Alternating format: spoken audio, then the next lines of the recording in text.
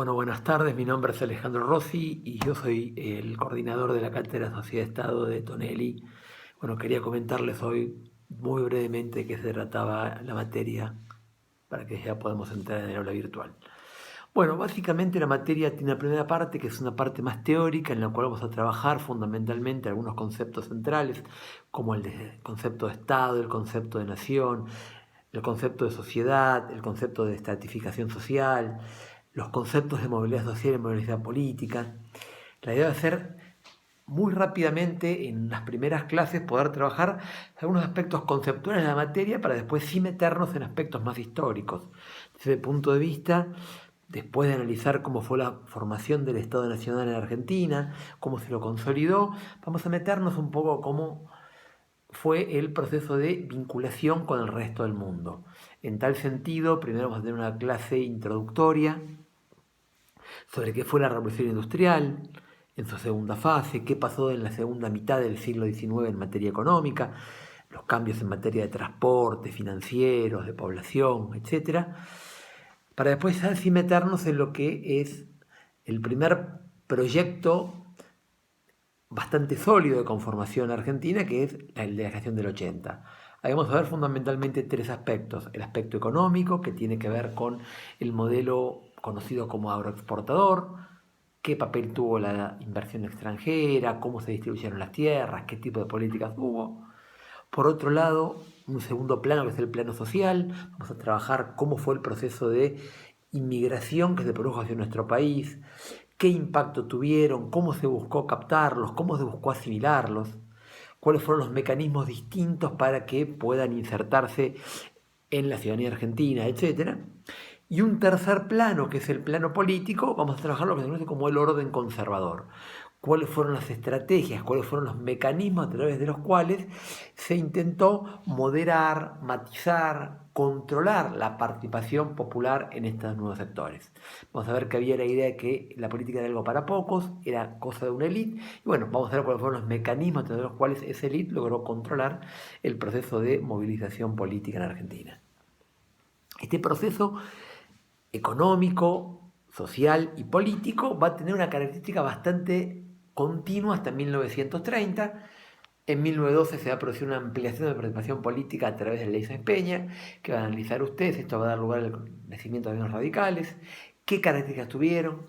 Pero en 1930 todo este proceso va a modificarse sustancialmente. Hay un cambio muy fuerte en la economía internacional, que es la crisis del año 1929. Esto repercute de manera muy fuerte en América Latina a partir de la caída de los precios internacionales y además del cierre de muchas economías. Este cambio internacional va a tener también un triple efecto en materia política, económica y social en Argentina. En términos políticos, en 1930 se termina el proceso de democratización que se había abierto a fines del siglo pasado y que ahora va a sucederse con una enorme continuidad de inestabilidad política. Entre 1930 y 1983 se van a producir 7 golpes de Estado, y la mayoría de muchos de esos gobiernos van a tener enormes dificultades para poder consolidarse. Primero, en la década del 30, la conocida década infame, lo que va a hacer producir es una reaparición del fraude electoral. Obviamente con mecanismos distintos al previo de la ley Sáenz Peña, pero también con mecanismos muy duraderos. En 1943 va a tener lugar un golpe de Estado, un nuevo golpe de Estado, digamos, con lo cual la inestabilidad política se va a profundizar. En materia económica, en la década del 30, lo que ustedes van a mirar es un modelo de industrialización por sustitución de importaciones. Van a empezar a producirse a nivel local bienes que antes se importaban, bienes que traían desde el exterior. El por qué características tuvieron las nuevas ramas industriales, qué políticas se aplicaron desde el Estado, bueno, va a ser lo que nos va a llevar la parte económica de este periodo. Y en un tercer nivel, en términos sociales, lo que vamos a analizar es fundamentalmente cómo fue produciéndose una reformulación de la clase obrera. La clase obrera que había predominado hasta 1930, inmigrante, formada políticamente, con experiencia asociativa, ahora va a empezar a perder su peso en términos cuantitativos en la clase obrera argentina. Y lo que va a aparecer es una nueva clase obrera y en general integrada por individuos que provenían de zonas alejadas del puerto, con poca formación política, con poca vinculación con el sistema capitalista. ¿Por qué hacemos hincapié en este tercer plano, el plano social?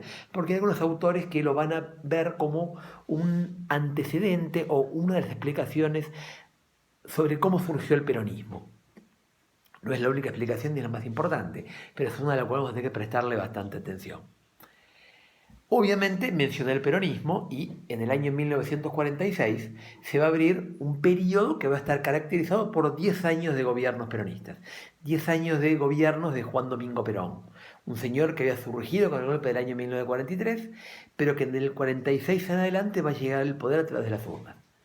Ahí vamos a prestarle atención fundamentalmente a, por un lado, un proyecto de industrialización que va a venir a profundizar y a darle una continuidad al que se dio en 1930. Ahora sí, con una decisión planificada por el Estado, ahora sí con una estrategia que apuntaba a redistribuir recursos del agro hacia la industria y de sectores altos a sectores más bajos. Ese modelo de industrialización que se va a potenciar durante el peronismo va a tener su correlato con una muy fuerte ligazón con los sectores obreros, que se va a materializar con una vinculación creciente entre Perón y sectores del sindicalismo organizado que se van a convertir en una columna vertebral de su movimiento. Así como vemos que la relación con los sindicatos va a ser buena, tenemos que mirar cómo la relación con los actores sociales va a ser mucho más fluctuante.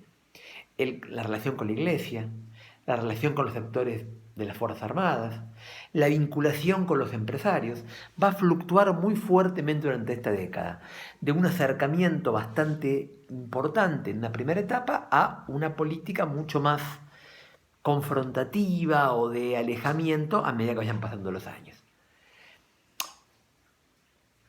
En un tercer nivel, digamos, en el plano de la relación con los partidos políticos, el peronismo va a tener quizás su aspecto más controvertido.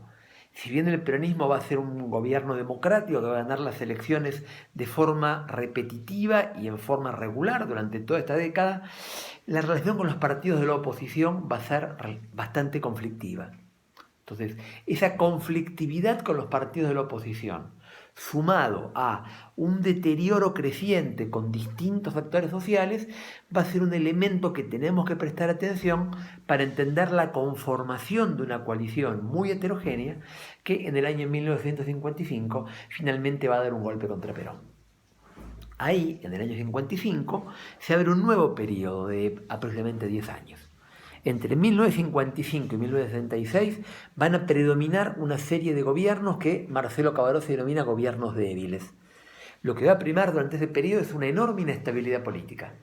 La mayoría de los gobiernos no va a poder alcanzar el punto final al cual había apuntado. La mayoría de ellos van a sufrir o bien golpes de Estado militares o bien conflictos entre los propios gobiernos militares que dificultan su sostenibilidad, su estabilidad, su durabilidad, etc. En términos económicos, durante este periodo vamos a tener que prestarle atención a la coexistencia de distintos proyectos que permanentemente van a estar confrontando entre sí. Proyectos liberales, proyectos desarrollistas, proyectos de cierta continuidad con el ideario peronista. Y en términos sociales, yo diría, prestarle mucha atención a los sindicatos y a las Fuerzas Armadas va a ser un aspecto central durante este periodo. ¿Por qué? Porque van a explicar el mecanismo a través del cual el peronismo intenta seguir actuando políticamente y la estrategia de los militares de actuar como un freno, como un límite a cualquier interés del peronismo pueda encarar adelante. Del 66, al 73, vamos a encontrarnos con el gobierno de la Revolución Argentina. Un gobierno que replantea su diagnóstico respecto de la crisis del país. El problema ya no es el peronismo, el problema es la política y la forma de hacer política. Ahí vamos a analizar el gobierno de Onganía y los sucesores que tuvieron a partir de ese momento, Levinson y Lanusse, como intentos de replantear una manera de hacer política del país. Particularmente, pensar en un modelo de gobierno en el cual los técnicos administrativos reemplacen a los políticos de carrera. Terminado el periodo de la Revolución Argentina, va a volver el peronismo al poder, con un diagnóstico distinto al que había tenido en sus primeros mandatos. Ya no solo va a apuntar a un modelo de conciliación en términos económicos, sino que va a intentar apuntar a una conciliación en términos políticos a partir del papel del Parlamento. Bueno, los conflictos al interior del peronismo van a ser la gran explicación de por qué esta estrategia innovadora no pudo tener éxito. El enfrentamiento de distintos grupos dentro del peronismo va a causar que 3 años después, o un poquito menos de 3 años después, ya se vuelvan a dar las condiciones para que se produzca un nuevo golpe de Estado, el llamado proceso de reorganización nacional. En tal sentido, este nuevo golpe de Estado va a tener un diagnóstico más abarcativo que el de la Revolución Argentina. El problema ya no es la política, o el problema va a ser la sociedad. La culpa de que es Argentina va a ser el modelo de sociedad construido a partir del peronismo en la década del 40. Y ahí si el diagnóstico es ese, la terapia, la cura va a ser, por un lado, la represión de los grupos más radicalizados y por otro lado, la transformación de un modelo económico que había generado esa sociedad indisciplinada, conflictiva, digamos, levantisca, molesta, etc. Bueno, en el 83 se va a abrir nuevamente la democracia. El fracaso de ese proceso va a dar lugar a un renacimiento democrático que es el que tenemos hasta hoy en día.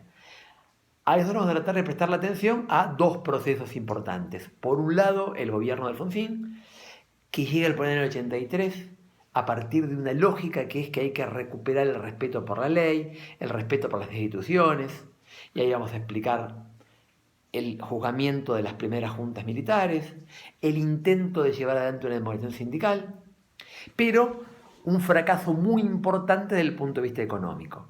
El fracaso de los sucesivos planes económicos llevados adelante por Alfonsín va a explicar que 5 meses antes de terminar su mandato, en julio del 89, Alfonsín tenga que renunciar y en su reemplazo llegue de nuevo el peronismo al poder. Ahora en la cabeza de Carlos Saúl Menem, un peronista muy particular que va a considerar que la crisis del país se explicaba no por las instituciones políticas, sino fundamentalmente por el agotamiento de un modelo de desarrollo económico y social que se venía heredando desde varias décadas.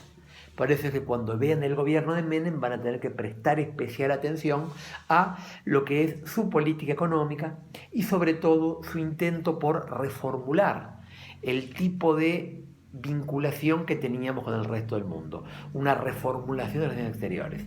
Economía y política exterior van a ser los dos grandes ejes sobre los cuales Menem va a intentar llevar adelante una reestructuración central del país. Lo último que nos quedaría por ver, si es que tenemos tiempo, es el tema de la crisis de los partidos políticos a fines del siglo XX. Vamos a ver que a fines del siglo XX predominó lo que se conoció como el denominado voto bronca, que tuvo su epicentro en el 2001 y que fue una de las causas de la caída de Fernando de la Rúa. El por qué se produce la crisis de los partidos políticos, el por qué la representación entra en crisis, bueno, sería uno de los últimos puntos que intentaríamos analizar a lo largo de esta materia. La idea va a ser que, bueno, muy rápidamente fue explicarles un poquito de qué se trata esta materia y dejarles la pelota picando, como suele decirse, para que ustedes ahora puedan irse metiendo con los diferentes temas que vamos a ir trabajando. Bueno, espero tengan mucha suerte.